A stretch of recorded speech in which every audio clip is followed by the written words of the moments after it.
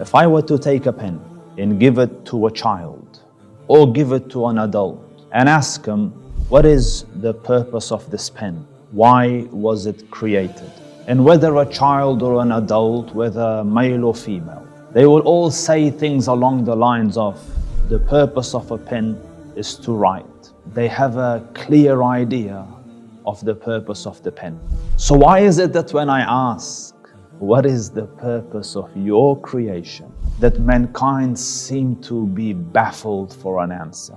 And there is a huge variety of responses. From those who believe that life has no purpose, we are here by chance, and others whose purpose of life is get rich, make money.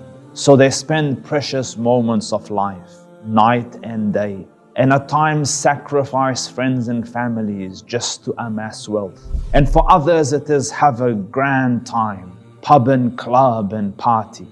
And amidst them a whole spectrum of other answers. It becomes very clear very quickly that mankind do not know the purpose of their creation.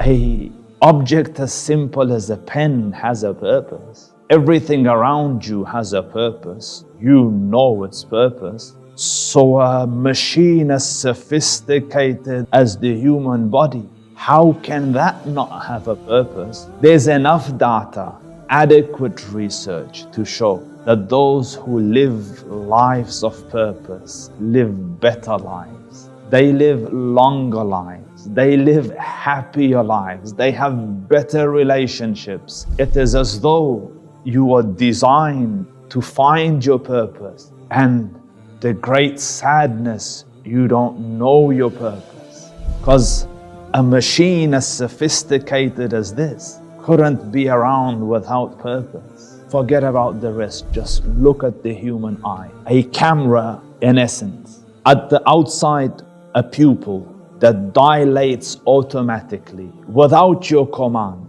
to adjust to the amount of light that comes in. So when it's dark, the pupils dilate. When there's more light, they restrict. Automatic by themselves. And as soon as light passes the pupil, you have a living lens, which again adjusts by itself to ensure that it optimizes the intake of the rays that come in. So I watch the person here, or I watch the person there, and instantaneously I have focus. There's no lag time between this and that. That's design. And then colors. You know, from the three main primary colors, your eyes takes that and mixes it to a million different combinations. And that is why you look around and see the glamour and beauty of life in full color. And not in the 1960s or 1970s, but since the creation of man, you had color vision. That is sophistication of design. And then the lens should have just seen a 2D image. So you have been given two eyes, 2 inches or so apart, to give you perspective.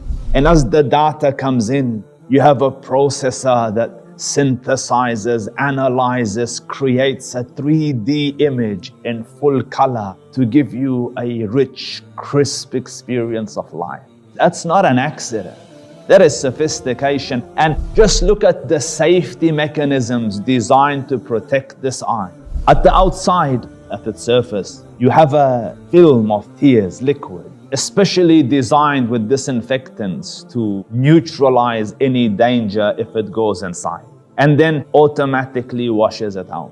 That is design. And outside, if the particles are any bigger that might damage your eye, the eyelids come down. Automatically, as it senses danger coming, it shuts to protect the eye. And if the object's a little bigger than that, you've been given skeletal structure designed to protect the eye. That is why when you get punched in the eye, you get a black eye, but not necessarily a blind eye. So why were you created? And the answer, dear ones, is in the question. To know that you were created. You who sit today in a place of relative success, basking in the glory of your achievements. You're 35 now. Where were you 36 years ago?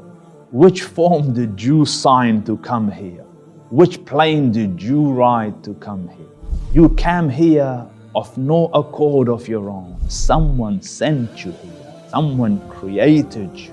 And nor do you depart of your own accord. When the time is up and the summoner summons you, young or old, you go. Through the hospital that was designed to keep you, you go. Don't you realize that someone sent you and someone summons you? And whether you are young or old, rich or poor, male or female, forget about that.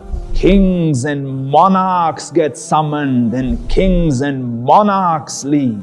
You have to concede that there is a sovereign who summons sovereigns. There is a king, a creator that created, a creator that sent, a creator that summons. And when you realize that there is a creator, and then you realize that that creator, out of his wisdom and majesty and kindness, created a sophisticated machine as this, and then furbished the world, everything around you to help your success and to help your life and to help you grow and to help you flourish. You can't but grow a sense of appreciation and a sense of awe and majesty for that creator. That, dear one, is the first step towards your mission, to recognize that you have a creator and then realize the favors that that creator has done upon you, and in that way grow a heart filled with love and awe and reverence and obedience and glory for that creator. وَالَّذِينَ آمَنُوا أَشَدُّ حُبًّا لِلَّهِ. And those who believe, their greatest love is their creator. And when a heart is filled with awe and love of its creator, as he is worthy of that love, then out of your love, his wish becomes your command. You live a life aligned to the purpose that he created you for. And that is the purpose of your creation, to find your Lord, love your Lord, to worship your Lord. Allah Rabbul Izzah says, وَمَا خَلَقْتُ الْجِنَّ وَالْإِنسَ إِلَّا لِيَعْبُدُونَ. And we have not created the jinn nor humankind except for the exclusive purpose of the worship of the one mighty creator. And why do you worship? So that your heart gets linked to its master, so that you're perpetually in love of the creator, perpetual remembrance of the creator, perpetual obedience of the creator. And if you succeed in that, dear ones, every cell in your body, from the tip of your toe to the top of your head, will synchronize and align to the greater purpose of the creation. In that you will find peace and solace, joy and comfort, happiness and prosperity. In the absence of that, you're out of alignment, you're swimming upstream, you're not meeting your purpose. Then Allah Rabbul Izzah says, وَمَنْ أَعْرَضَ عَنْ ذِكْرِي فَإِنَّ لَهُ مَعِيشَةً ضَنْكًا وَنَحْشُرُهُ يَوْمَ الْقِيَامَةِ أَعْمَى. Whoever leaves and forsakes my guidance, my remembrance, the path that I have chosen for them, then for him will be a narrow, restricted, confined, confounded life, filled with difficulty, hardship, lack of clarity, pain and suffering. And in the day of judgment, he will be resurrected blind. So he will rise up and say, Rabbi, lima hashartani a'man wa qad kuntu basira. Oh Lord, why did you resurrect me blind and I could once see? So Allah Rabbul Izzah says, كَذَلِكَ آتَتْكَ آيَاتُنَا فَنَسِيتَهَا وَكَذَلِكَ الْيَوْمَ تُنْسَى. Thus our signs were brought to you, You chose to disregard it. You forgot about it. And thus today we forsake you. We discard you. We disregard you. We forget about you. Allah Rabbul Izzah save me and you from that. May Allah Rabbul Izzah bless you. Allah honor you. Allah exalt you. Allah protect you.